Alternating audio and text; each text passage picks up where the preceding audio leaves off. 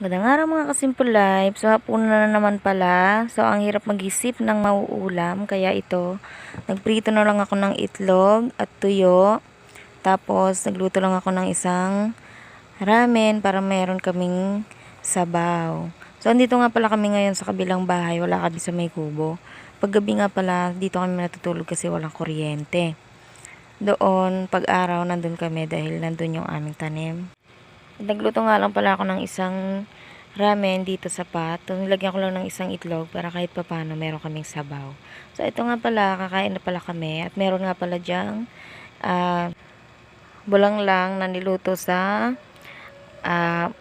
hinog na bayabas.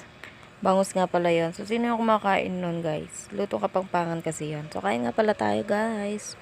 So, dito lang pala kami sa lapag kumakain dahil maliit nga lang pala itong bahay namin. So, nililinisan lang namin yan kapag matutulog na kami.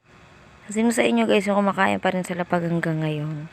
Kami kasi wala pa rin kaming mesa hanggang ngayon dito sa aming lupaan. Kaya hanggang ngayon, nandito pa rin kami sa lapag kumakain.